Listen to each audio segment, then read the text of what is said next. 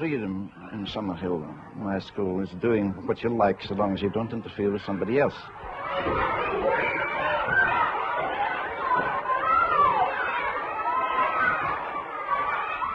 My father was a village schoolmaster in Scotland, and I spent 12 years teaching in state schools, so I know something about them. So I thought I'd start a school of my own, and this happened in 1921. It's a long time ago. And I started a school then where I said, now children will be free to be themselves. And let me elaborate that, you see. We've tried for generations to teach people how to live by religion, by morals, by politics. And it's been well, you only look around on the sick world today and you see it hasn't been much of a success. And one thing has never been tried, and that's freedom. So I thought I must have a school where children are free, where their characters aren't molded, where they're free to live their own lives, without license. Put it concretely, if a boy doesn't want to study mathematics, it's nobody's business. If he wants to play a drum when other people are sleeping or studying, that's everybody's business, that's not allowed. So the first thing about the school was we had freedom without license. The second thing was that no child in humanity ever has enough play. It's shoved into a school when it's 5 or 7 or whatever it is, sitting at desks and having a small playground. No child has enough play in life. Now childhood is playhood. So I thought I'll have a school where children will be free to play as long as they like. They can play for 12 years if they want to, knowing quite well that the child gradually would come to associate play with work. But we didn't associate the two together. We didn't try to make play, to use that play for studying mathematics or something like that, which I think is quite unfair. So that's the second point about my school, that the child can play as long as he likes. And to be free, you must be free in all ways, so that we have no compulsory lessons. You don't need to go to lessons in Summerhill. You can stay away for years. No teacher ever says you should go to lessons. Well, I don't want to boast at all, but I think our results in these years have been pretty good. We've had quite a few university lecturers, we've got doctors, lawyers, no teachers. I think we've only had very few people who wanted to be teachers. I think quite wise, I think. I think teaching is in your roses, but still I'm a teacher. However, they were completely free to do what they liked, to play as long as they wanted. And the result was, when they came to work, they could do in 2 years, you could pass exams in 2 years, where they might have been 5 or 6 years at an ordinary school, cramming stuff they didn't believe in, they didn't like. So that's the 3 points in Summerhill: freedom to be yourself, not molded, freedom to play, and freedom in general.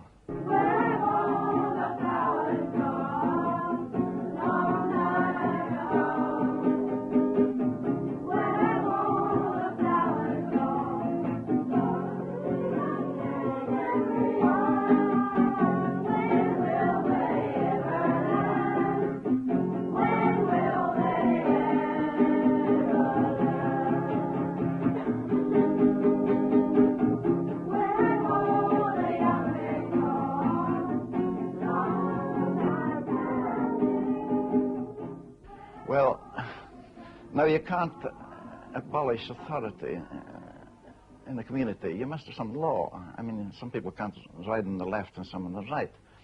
So having abolished adult authority, we have a community ruling. We meet on a Saturday night, the youngest and the oldest, everybody, and we make laws. And that's called self-government, and they make quite sensible laws. I'd not propose. I'd like to ask people to stop throwing milk bottles all around the place after they finish. Take them back to the shop where they bought their milk bottles. Especially Peter Dogan. Can't we just ask Peter to return the milk bottles to the place where he buys them from? Because they need them, I think. And I second that. And for all the other people as well, like Freya and Tubby and Johnny, who buy milk from that lady. I don't. You do. Well, I'm not going to speak about our lessons and things because we've no new ways of teaching subjects. Mainly, I think, because we don't think it's subjects important enough. And his days were given to wicked schemes. Wickedly scheming, he would limp and cackle through the cold corridors of the castle, planning new, impossible feats for the suitors of Sarah Linda to perform. He didn't wish to give her hand in marriage, since her hand was the only warm hand in the castle. We don't attach very much importance to academic education. We attach importance to living, being balanced, being free, being charitable, being tolerant. One or two parents grumbled to me that Summerhill makes the children too tolerant. I'm very glad. The biggest compliment I ever had in my life, I think, was a little boy of 7 who came, and he went home for a holiday, and his granny asked him all about the school, and he told him what they played at and so on. And then she said, "Is there anything else to tell you?" He thought for a bit. He says, "Yes, there's a chap called Neill there." I thought that was a very nice compliment. I needn't to describe what to do in pottery and art and things like that. You can get that in any school. But what you do get with free children is a tremendous sincerity and the tolerance of other people.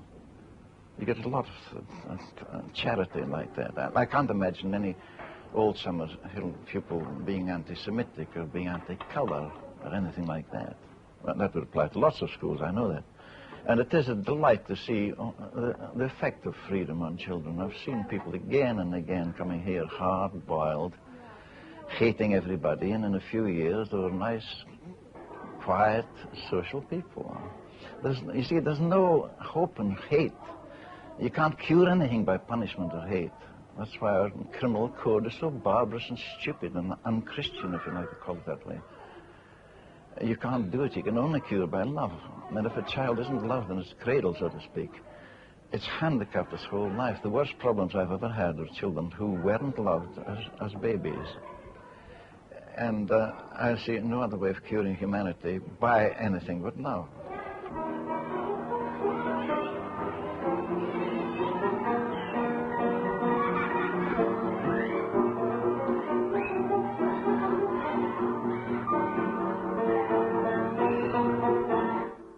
It's much more easy for us in the school to deal with children than a woman, for example, trying to cook the dinner and 2 or 3 children sprawling about and getting in her way. That's very difficult compared with a school. But generally speaking, too many parents spank their children. Now, I think it's absolutely easy to bring up a child without spanking it at all. After all, if you spank a child, it's being so unfair. You should hit somebody your own size. Take a child who's lying, for example. Now, a free child never lies. It doesn't need to lie. Because children lie because they're afraid.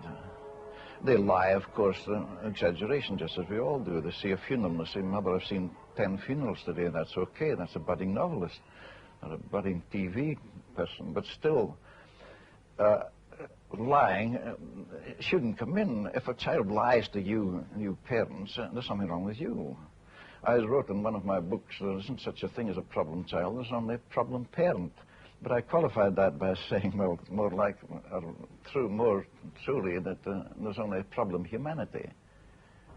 And another thing I object to with grown-ups and parents is obedience.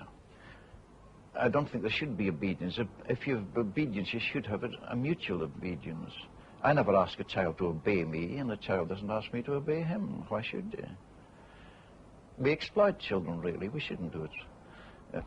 I'd like to see schools abolish this idea that all this square root and this rubbish that you never use is education, because it isn't. I want to abolish that altogether. And I want to see teachers becoming really interested in freedom for the child and not imposing their own ideas of morality and all these stupid things about headmasters chucking out boys because they're wearing blue jeans. What sort of people are these? I mean, I want people to be wide and broad in the outlook in dealing with children. It will come. It's coming slowly, but I mean, 30 years ago, things are much worse than they are today. There's much more freedom in state schools today, for example, especially in the infant department.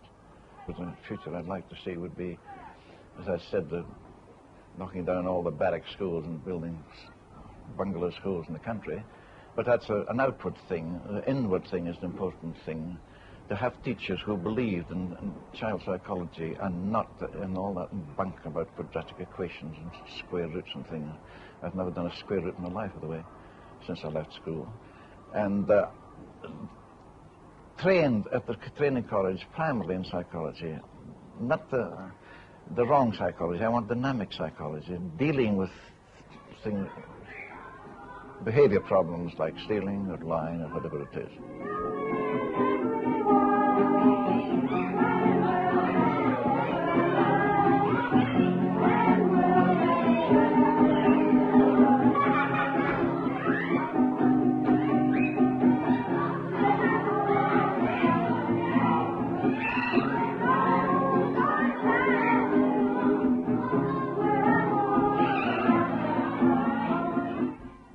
The sex question is one more for the home than the school. I personally believe that people should have a sex life when they want it, when they're ready for it. But you can't practice that in the school, and not in this civilization anyhow. And our attitude to sex is simply, there's nothing sinful about sex, there's nothing evil about it.